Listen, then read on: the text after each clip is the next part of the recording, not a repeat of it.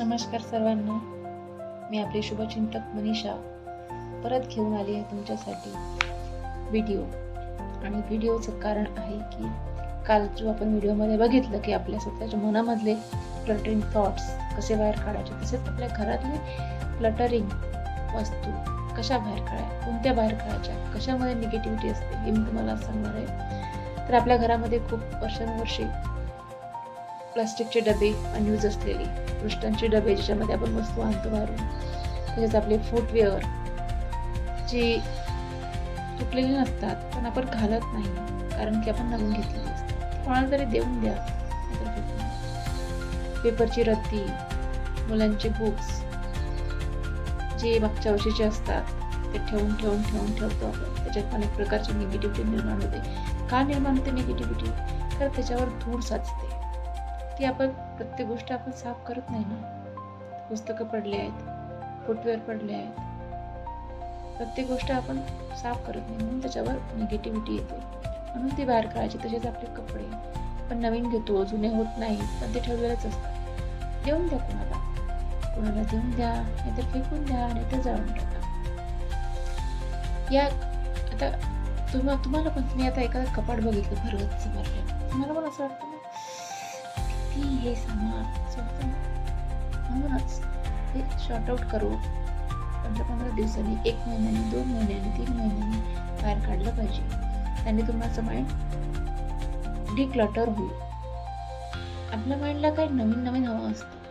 तुम्हाला माहित आहे, आपण जर घरातील एखाद्या वस्तूची जागा चेंज केली तर आपल्या मनाला किती छान प्रसन्न वाटतं ना. तशासारखं आपल्या माइंडला नवीन गोष्टी हव्या असतात, काहीतरी नवीन. मग हे असं आपण देऊ शकतो. नंतर दुसरी गोष्ट आहे, घरात बोलताना सौम्य आवाजात प्रेमळपणे बोललं पाहिजे, कारण शब्द हे ब्रह्मांड आहे असं म्हटलं जातं. आपल्या शब्दाला खूप महत्त्व आहे, आपल्या शब्दाला ऊर्जा आहे. आपण जे बोलतो ना तसं व्हायला लागतं. आणि तसं म्हणतात की वास्तू तथास्तु बोलते. म्हणून शब्द बोलताना जपून वापरायचे. किरकोळ छोट्या वादांवरून ओरडणे बंद करायचे. कारण असं समजायचं की हा दिवस आपला एक चांगला दिवस आपल्याला मिळालेला आहे आणि तो आपण कसा चांगला घालवू याचाच विचार करायचा.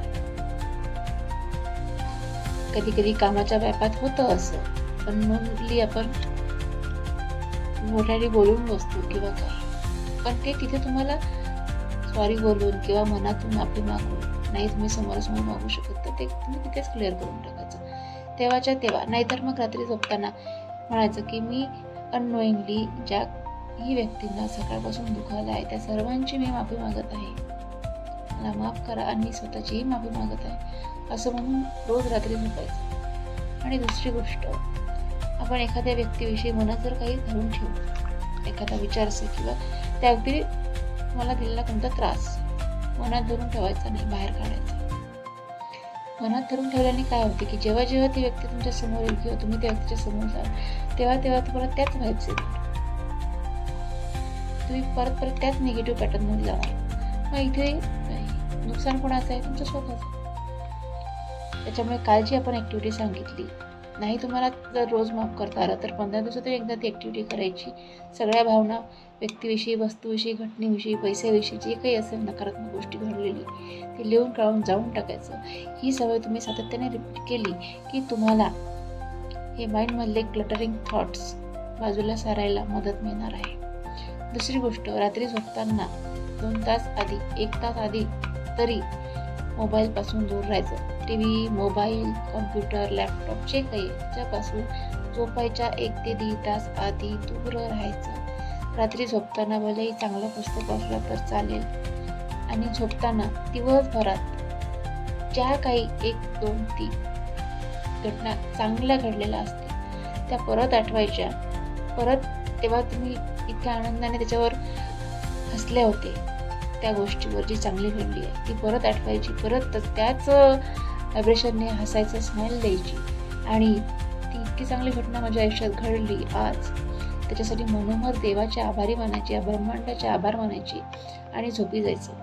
त्याने काय होणार आहे, रात्रभर आपला सबकॉन्शियस माइंड जागा असतो. तो सबकॉन्शियस माइंड त्या शेवटच्या थॉटवर काय करणार आहे, प्रोसेस करणार आहे रात्रभर.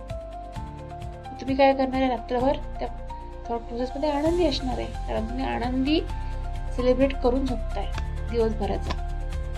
मग सकाळी उठल्यावर काय होणार? तुम्ही डबल एनर्जीने, डबल ऊर्जेने, डबल आनंदाने उठणार. कारण रात्रभर ती कॅसेट रिवाईज झाली आहे आनंदाची, सुखाची, तुमच्या हॅपीनेसची. ही जादू आहे, ही खरंच जादू आहे आणि तुम्ही ती केल्यानंतरच अनुभवाल. बरं, आता ही जादू एका दिवसात अनुभवणार का तुम्ही? तर नाही. तुमची मोबाईलची सवय किती वर्ष जुनी आहे, किती महिने जुनी आहे, तेवढा वेळ तुम्हाला त्या जादूला अनुभवायला लागणार. कारण तुम्ही दररोज तो मोबाईल बाजूला ठेवणार आहे. परत ही पहिले तर तुम्हाला ही मोबाईल बाजूला ठेवायची सवय लागायलाच वेळ लागेल, पण तुम्हाला तुमचा माइंड मागे वळेल, नको आज बघून घे, उद्या अजून करू, असं त्याला करू द्यायचं नाही. हे मन आहे का आपलं, माहिती आहे का, आपल्यावर हावीच असतं नेहमी. कुठलीही चांगली गोष्ट करताना ना आपल्याला मागे ओढतं, तर त्याला ते करू द्यायचं नाही.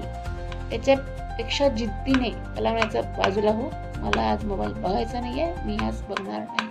हे तुम्हाला ठाम राहता आलं पाहिजे, तेव्हाच तुम्ही ही जादू अनुभवाल.